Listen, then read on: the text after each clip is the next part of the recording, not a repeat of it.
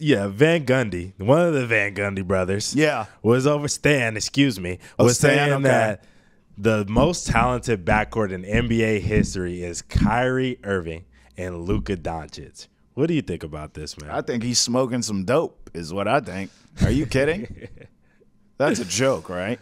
What did he say? What was the quote? Most talented of all time? The most talented backcourt in the history of the NBA is what he said about Kyrie Irving and Luka Doncic. I'm not even trying to go through every backcourt all time that's better than that. I'll just go most recent. Yep.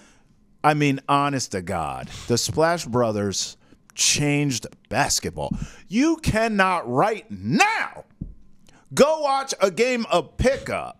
Forget the NBA.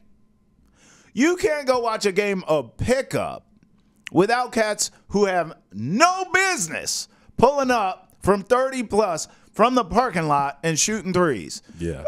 I mean, are you kidding? You have big shooting threes. You have guys that can't shooting threes. Cat shooting threes. Like, come on now. Come on. Come on. I don't even – it's not even worth – that's not even worth going through all time and giving you 10 backcourts. Right. And then, by the way, you and I are huge Luka and Kyrie fans. 100%. We sing their praises. I had them in the finals when the playoffs started. Yes, you did. So, I mean, like, I'm not hating on them. They are gifted as all hell. If they get a ring, okay, you can have some conversations, but stop. Yeah. I mean, honestly, the Splash Brothers literally changed basketball. Yeah. They changed the NBA, but they changed basketball. 100%. And that was one of the two that I was going to know. I also like, for championship teams that won, Isaiah Thomas and Joe Dumars. Yeah, I mean, that's what I'm saying. We could do this all day of, like, actual better backcourts. Yeah. I just wanted to go recent because it's like, what are we doing? And even recently, you saw Chris Paul and James Harden together. I think Slow down, son. Slow down, son. No. Slow down, You son. slow down. Slow down, son. You slow down. MVP James Harden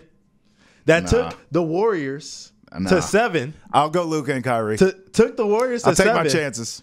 Luka and Kyrie are not taking – let me tell you this. This Dallas Mavericks team is not taking that Warriors team to 7. I can guarantee you that in the Western Conference Finals. Well, yeah, I mean, you got me there. But guarantee. Yeah, you got me there. But I tell you one thing, just in terms of backcourt, I'd take my chances with Kyrie and Luka. Nah. I would. But here's one thing we definitely agree on.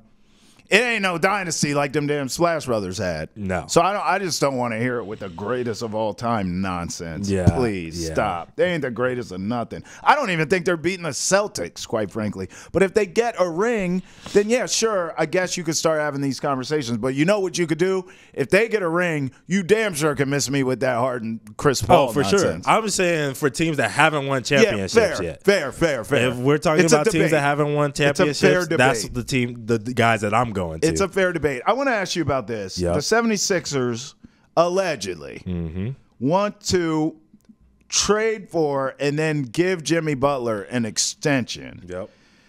But also, they have been linked here to not just Jimmy Butler. They're trying to be in the LeBron James sweepstakes. Who isn't? They're trying to be in the Paul George sweepstakes.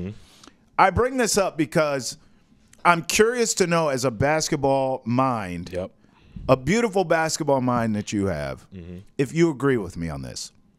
Right now, I actually really believe in Tyrese Maxey and Joel Embiid. And I think you are cooking with those two.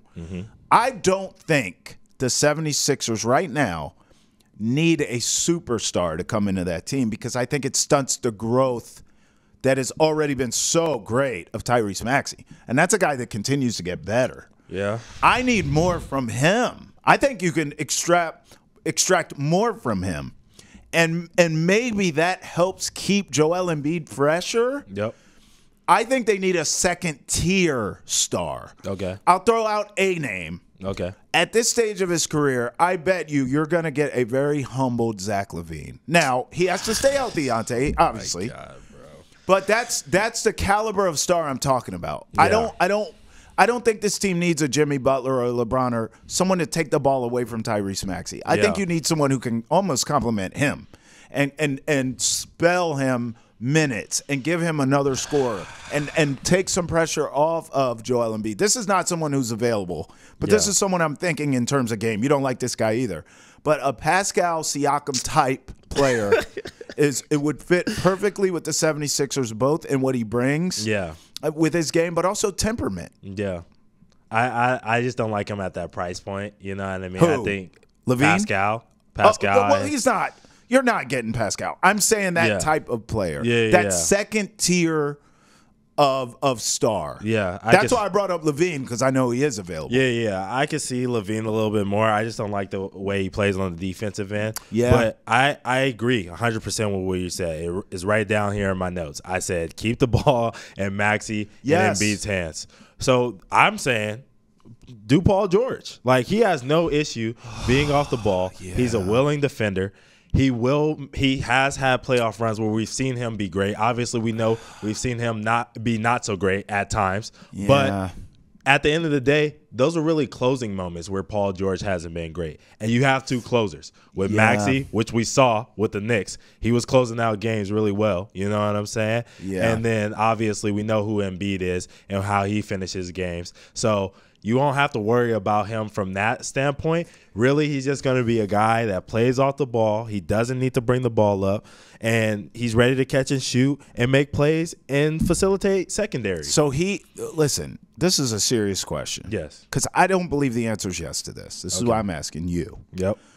At this stage of his career, you really think Paul George is willing to be a third fiddle? Because that's what he would be. I mean, that's what he was in he wasn't. In L.A. No, he wasn't.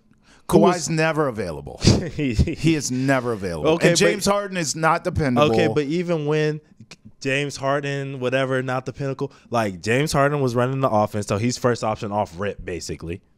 When Kawhi wasn't playing, we always got great Westbrook games. He was really taking over and being on the team, getting triple-doubles and stuff like that when other guys weren't available.